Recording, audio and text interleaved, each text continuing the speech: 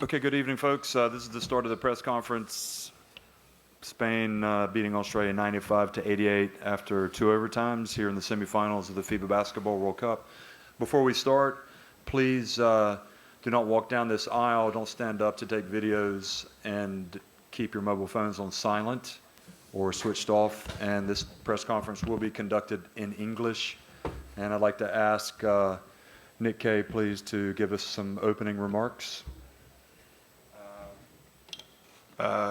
Firstly, credit to Spain for the win. Obviously a tough one. A lot of guys in the locker room that gave their heart and souls tonight, and yeah, we definitely left it all out on the court.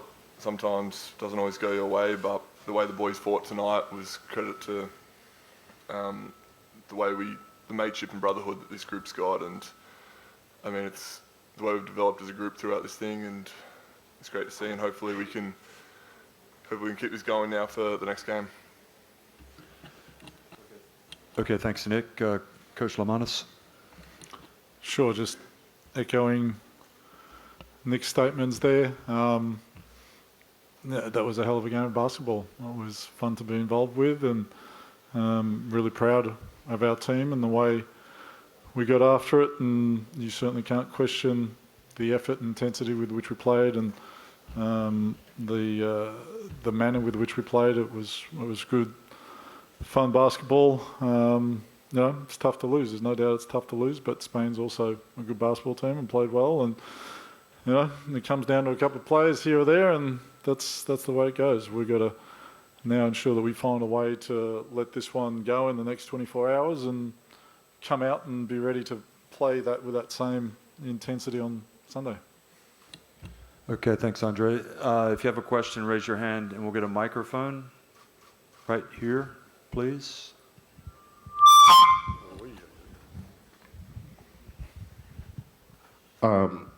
Coach Lemanis, you played hard for 3 quarters and more. You were leading the whole time.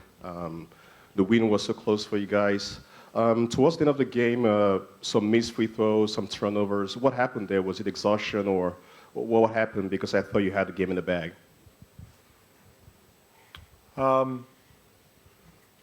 Again, we'll go back and look at the videotape, but at the end of the day, we had chances to win the game. And Spain made some nice plays. As you know, they're a good basketball team.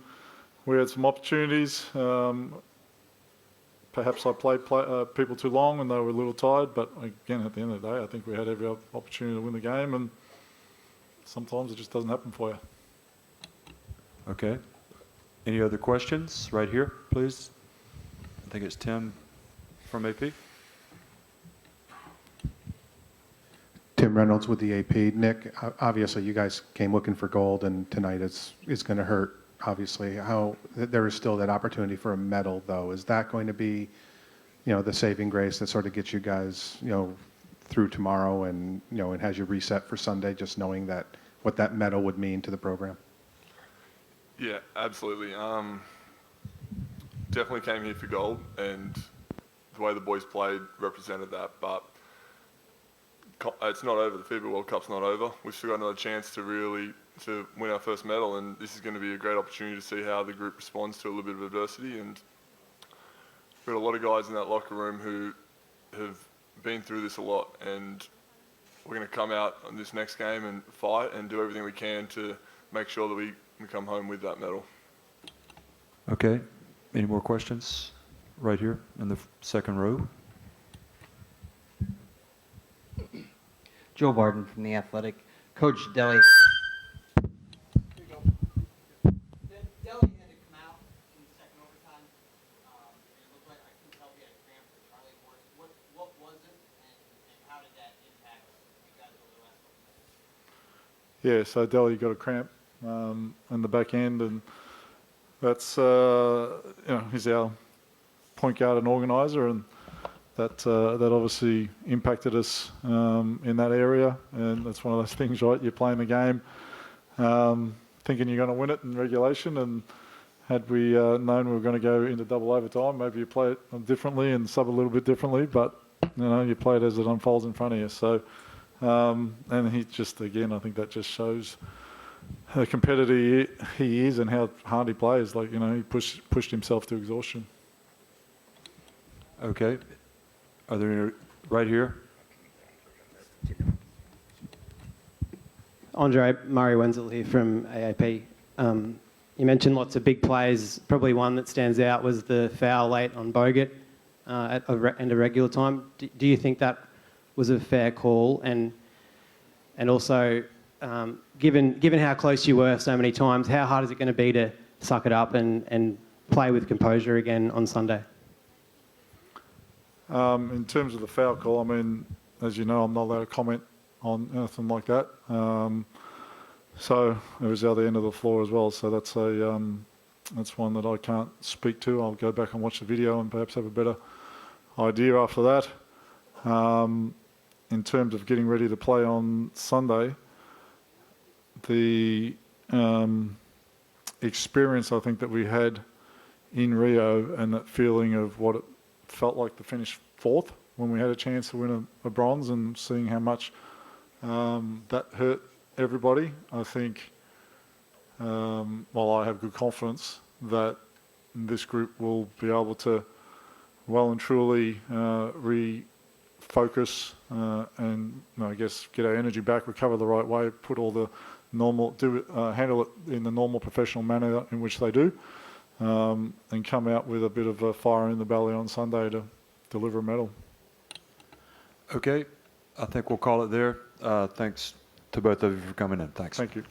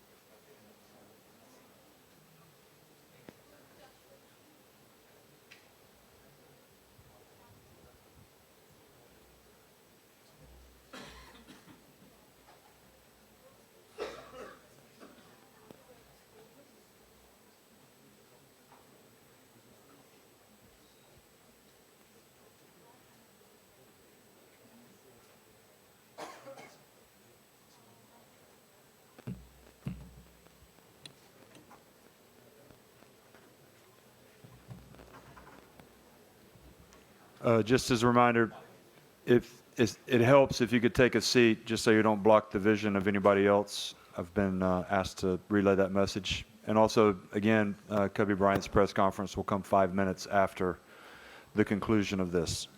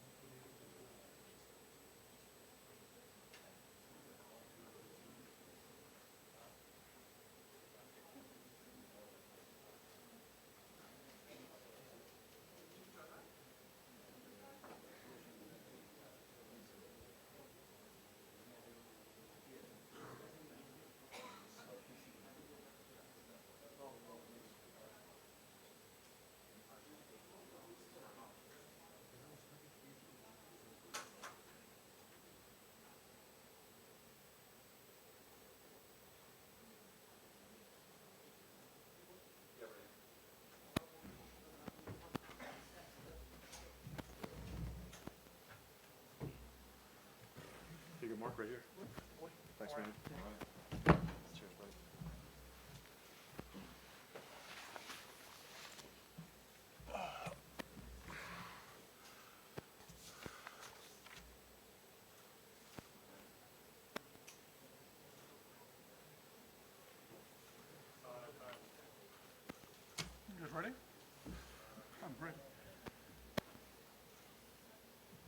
Just wait for coaches coming right up.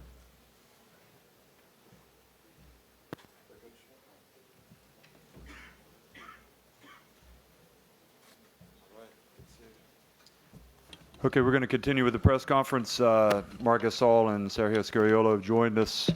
Congratulations, Marc, to you in Spain. If you could just give us a comment.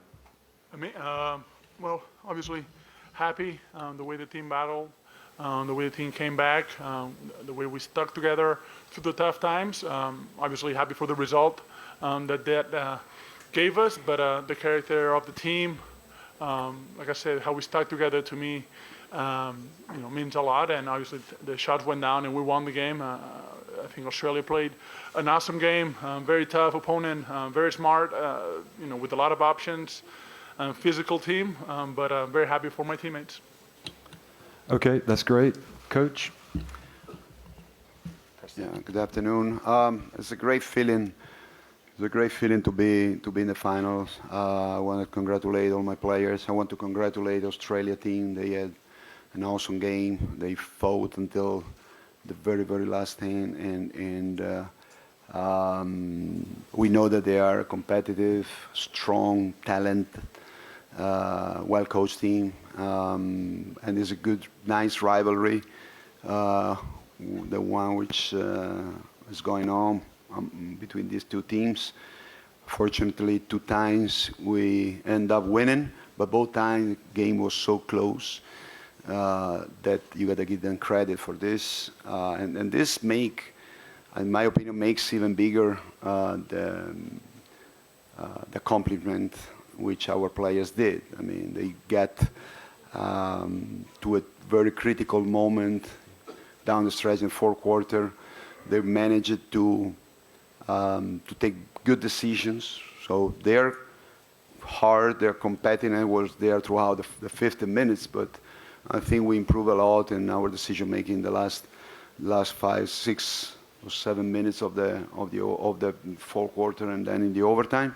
So I want to congratulate them not only for their effort and for their character, but also for their capacity of keeping blood cold and taking good decisions down the stretch.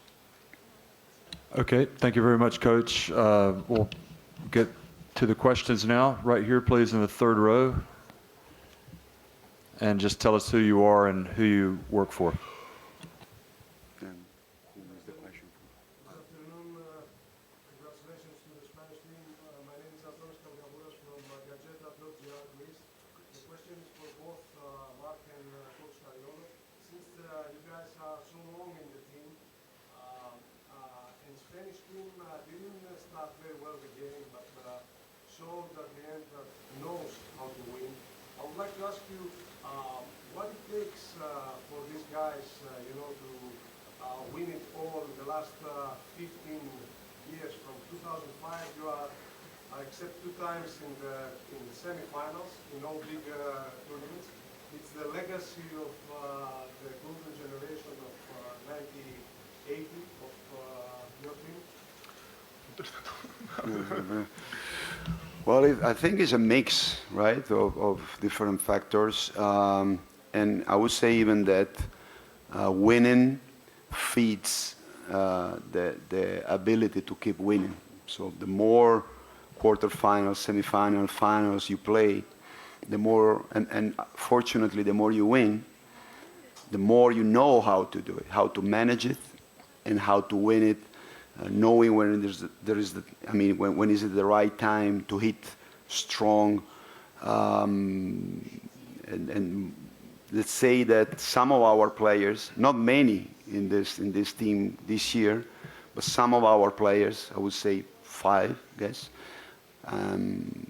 the 5 who finish the game basically have been in many of those games, and they are great leaders for the rest of the players. We have some middle-aged, say, players who are there helping, and we have a couple of young, talented players who are learning, and this is how we foresee our future. I mean, this guy will end up their careers sooner or later, hopefully late, but hope that this, let's say, life classes, lessons they gave to their teammates will help our country, our basketball, to continue and to keep being competitive even when the top talents will definitely end their careers. Okay, thanks. Mark, you going to defer that one? Yeah, he got it. Okay. Yeah. Okay, I think right here, Tim Reynolds from the Associated Press.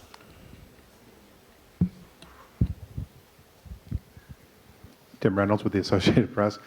Mark, I asked you in Anaheim if, obviously after winning the title, you have a chance to do something very special, and now Sunday that special moment is here. Has the realization that 2019 is a year pretty much unlike any other for you, has that struck you yet? No, I'm so deep in the rabbit hole right now that you don't get to see much light. So you so focusing in your opponent, your next rival, and recovering, trying to get in rhythm, doing whatever's necessary to win games. That you don't look at the big picture. Obviously, it's been great. I'm very fortunate. I knew that committing to the national team this summer would not be easy physically, because we were so lucky to stretch our season and got away with a championship.